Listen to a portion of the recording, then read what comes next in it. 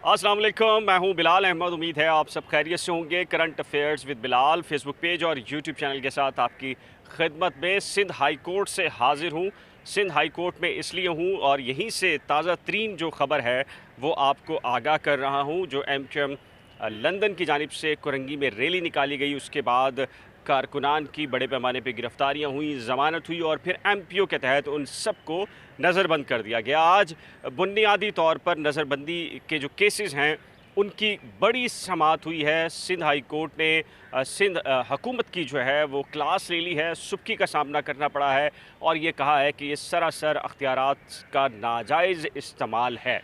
बहुत सारे लोग यहाँ मिले, वो ये कह रहे थे कि क्या ये एमपीओ का जो ऑर्डर है ये सिर्फ़ और सिर्फ जो दरख्वास्त गुजारान हैं उनकी हद तक है या सब पर अप्लाई होगा या उनको करना क्या चाहिए। कुछ लोगों ने मुझसे पूछा। मैं आज की इस वीडियो में जो सिंध हाई कोर्ट की प्रोसीडिंग है वो भी आपके सामने रख देता हूँ और फिर वो ऐसे अफराद जो कि एमपीओ के तहत नज़रबंद हैं उनके अहल खाना ने अब तक चैलेंज नहीं किया, उनके लिए क्या प्रोसीजर है वो भी आपको बता देता हूँ। जस्टिस अदनान इकबाल चौधरी और जस्टिस जुल्फ़िकार अली सांगी पर मुश्तमिल ये दो रुकनी बेंच था। अदालत ने आज कह लीजिए कि सेक्रेटरी दाखिला, आईजी सिंध के नुमाइंदे और एडवोकेट जनरल सिंध के नुमाइंदों को तलब कर रखा था और आज तकरीबन अदालत भरी हुई थी। ना सिर्फ वो अहल खाना जो कि एमपीओ के तहत नज़रबंद कारकुनान हैं उनके, बल्कि सरकारी तौर पर पुलिस के हुक्काम, एडिशनल होम सेक्रेटरी कमरा अदालत में मौजूद थी। इसके अलावा असिस्टेंट एडवोकेट जनरल सिंध भी अदालत की रहनुमाई करने के लिए मौजूद थे। अदालत ने सबसे पहले पूछा असिस्टेंट एडवोकेट जनरल सिंध से कि हमने दो नुकात आपके सामने उठाए थे, बताइए कि उसमें क्या हुआ। यानी कि पहला नुक्ता ये था कि आपने ये जो लोग हैं, कारकुनान हैं या मुल्ज़मान हैं, ये इससे ख़तरा क्या है, और दूसरा ये कि जो आईजी सिंध की सिफारिश पर सेक्रेटरी दाखिला ने जो नोटिफिकेशन निकाला है एमपीओ का, इसकी कानूनी वर्थ कितनी है, ये क्या कैबिनेट की मंजूरी या उसका तहफ़्फ़ुज़ कैबिनेट का इनको हासिल है या नहीं, आप इससे आगाह कीजिए। जिस पर असिस्टेंट एडवोकेट जनरल सिंध ने अपनी एक रिपोर्ट जो कि बेसिकली बुनियादी तौर पर आईजी सिंध की जानिब से थी और सेक्रेटरी दाखिला की जानिब से थी, वो अदालत में पेश की। अदालत ने तमाम तर जो पैरे हैं उसके पढ़े और उसका जायज़ा लेने के बाद कहा कि हम फिर दोबारा से ये सवाल आपके सामने रखते हैं कि आप ये कह रहे हैं कि सिंध हुकूमत को ये अख्तियार हासिल है कि वो अपने किसी भी ऑफिसर को ये तखफीस कर सकता है अख्तियार कि वो एमपीओ जारी कर सकता है। अदालत ने कहा कि ज़रा वो कानून पढ़िए। जब कानून पढ़ा गया तो अदालत ने कहा कि ऐसा नहीं है, ये कानून तब्दील हो चुका है।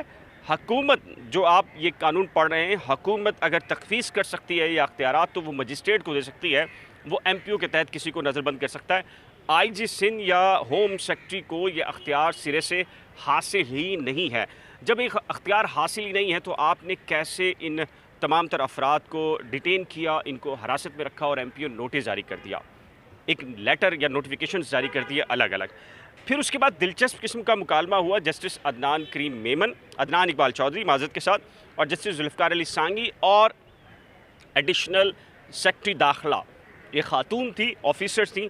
अदालत ने पूछा चलें ये बताएं कि ये जो मुल्ज़मान हैं, आपको क्या लगा कि इनको नज़रबंद करना बहुत ज़रूरी है, आपके पास ऐसे शवाहिद क्या हैं, आपको क्या लगता है, और आपने उनको एक रैली निकालने में, तो उन्होंने कहा नहीं जी, इन्होंने सड़क भी ब्लॉक की। चले, उन्होंने कहा कि सड़क ब्लॉक करने में आपने इनको गिरफ़्तार किया, फिर गिरफ़्तारी के बाद इनकी उसी एफआईआर में ज़मानत हो गई, फिर ज़मानत होने के बाद इनके ख़िलाफ़ आपने इनको एमपीओ के तहत नज़रबंद कर दिया, तो ये क्या मामला है, आपके पास क्या चीज़ मौजूद है। तो सबसे पहले उन्होंने कहा कि जी देखें, ये अख्तियार है सेक्रेटरी दाखिला को कि वो एमपीओ के तहत कोई भी नक्शे आमा, सड़क बंद कर देना, रोड ब्लॉक कर देना, ऐसी किसी चीज़ में कोई शहरी मुलव्विस हो तो फिर उसको नज़रबंद किया जा सकता है। तो अदालत ने कहा कि ठीक है, एक शख्स ने एक मरतबा एक्ट किया, उसके मुताबिक एफआईआर हुई, उसके बाद ज़मानत हो गई, क्या आपके पास सबूत है कि ये आदी मुजरिम हैं या रैलियाँ निकालने के आदी हैं या सड़कें बंद करने के आदी हैं और ये दोबारा से करेंगे,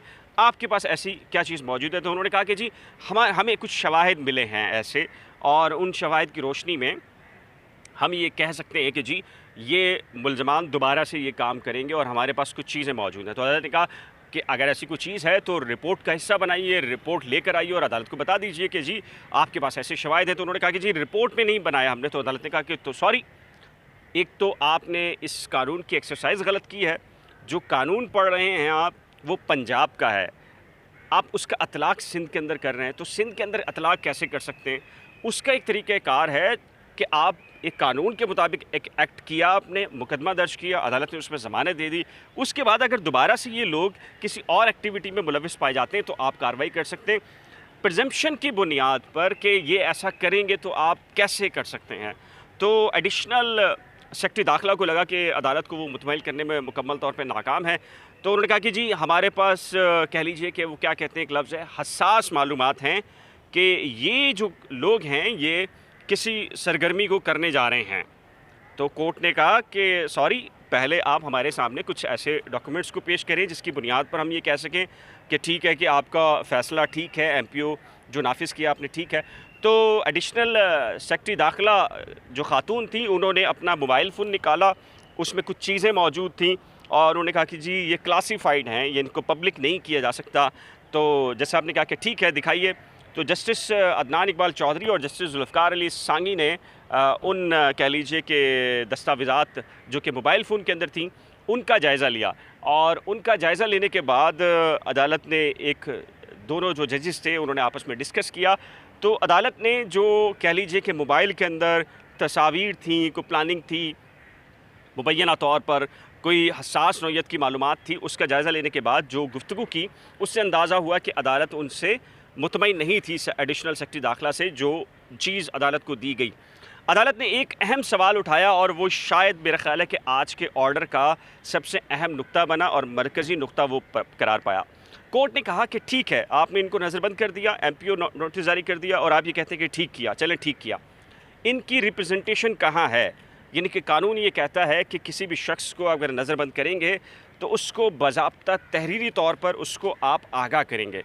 लाइए बताइए कि आपने जिन लोगों को, जिन अफराद को, जिन मुल्ज़मान को नज़रबंद किया, उनके बाज़ाब्ता तौर पर उनको आगाह करने का कोई तरीक़ेकार होगा, लेटर्स होंगे, नोटिफिकेशन होंगे। तो उन्होंने कहा नहीं जी हमारे पास तो ऐसी कोई चीज़ नहीं है। तो कोर्ट ने कहा ये आपने क्या किया है, कानून पढ़ें। कानून की जो सेक्शन 6 है, सब सेक्शन 1 है, उसके अंदर वाज़े तौर पर लिखा है कि किसी भी शख्स को आप हिरासत में लेंगे तो उसको बाज़ाब्ता तौर पर आगाह करेंगे, तभी तो वो अपील दायर करेगा किसी फोरम के ऊपर।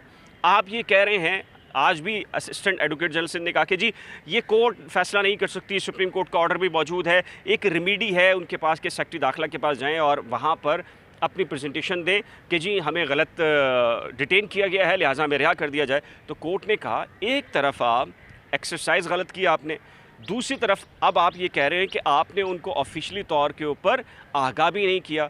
तो जब आगाह नहीं किया तो वो सेक्रेटरी दाखिला के पास जाकर कैसे अपनी प्रेजेंटेशन देंगे या अपील करेंगे? तो इसका मतलब है ये जो पावर है उसका अब्यूज़ है, यानी कि अख्तियारात का सरासर गलत इस्तेमाल है। कोर्ट ने आखिर में जब सारी चीज़ें अदालत के सामने आई तो अदालत ने ये फ़ैसला किया। अदालत ने कहा कि ये जो एमपीओज़ जो नोटिफिकेशंस हैं ये सरासर कानून की ख़िलाफ़ वर्जी हैं और अख्तियारात का नाजायज़ इस्तेमाल है। अदालत ने उनको कलअदम कर दिया और कहा है कि तमाम तर 24 घंटे में जितने भी अफराद को हिरासत में रखा गया है उन सबको रिहा कर दिया जाए। अब बहुत सारे लोग मुझे यहाँ मिले जो आज पहली मरतबा यहाँ आए थे और उनके प्यारे नज़रबंद हैं या मुल्ज़मान नज़रबंद हैं, तो उन्होंने मुझसे ये सवाल किया कि क्या इस दरख्वास्त की बुनियाद पर सारे के सारे एमपीओज़ या बशमूल एमक्यूएम लंदन के और भी एमपीओज़ कलअदम करार पाए हैं, या एमक्यूएम लंदन के बाकी कारकुनान जिन्होंने अभी तक दरख्वास्त दी वो भी क्या इस ज़मरे में आते हैं? तो चूँकि नोटिफिकेशन हर कारकुन का या 2-4-6 कारकुनान का अलग अलग है, नोटिफिकेशन जो सिंध हाई कोर्ट में चैलेंज किया गया था, सिंध हाई कोर्ट ने उस नोटिफिकेशन को आप कह लीजिए कि कलअदम करार दिया है, उसको इलीगल करार दिया है। जो अभी बाकी कारकुनान का है वो अभी फील्ड के अंदर मौजूद है, तो टेक्निकली तौर पर उन्हें करना ये होगा कि वो 1 से 2 रोज़ में जैसे भी किसी भी वकील को हायर करके वो सिंध हाई कोर्ट आ सकते हैं और ये जो आज की प्रोसीडिंग है इसका ऑर्डर ले सकते हैं और उस ऑर्डर को नत्थी करके आप 1 से 2 दिन के अंदर अदालत के अंदर आ सकते हैं और इसकी बुनियाद पर आपको लंबी चौड़े आर्गूमेंट्स करने की ज़रूरत नहीं पड़ेगी। जस्ट ये कनेक्टिंग मैटर हो जाएगा और कनेक्टिंग मैटर के अंदर आपको फ़ौरन ही रिलीफ मिल जाएगा। इस सिलसिले में मज़ीद कुछ सवालात आपके जहन में हो तो वो भी आप कर सकते हैं। अगर आप आपको ये मालूमात के लिए वीडियो अच्छी लगी हो तो इसको लाइक कीजिएगा, शेयर कीजिएगा, फॉलो कीजिएगा। और एक इंपॉर्टेंट किस्म का मैसेज बल्कि अपील मैं हमेशा से करता हूँ कि अगर आपने अभी तक current affairs with Bilal Facebook page या यूट्यूब चैनल को लाइक सब्सक्राइब फॉलो नहीं किया तो बराए करम कर लीजिएगा। इंशाल्लाह से ताज़ा तरीन जैसी अपडेट्स होंगी। और एक और भी चीज़ है कि कोर्ट ने IG सिंध और सेक्रेटरी दाखिला से कहा है कि ये 24 घंटे का हमने जो ऑर्डर दिया है इस पर अमल दरामद करके 24 घंटे के बाद रिपोर्ट अदालत में जमा कराई जाए। खुदा हाफिज़।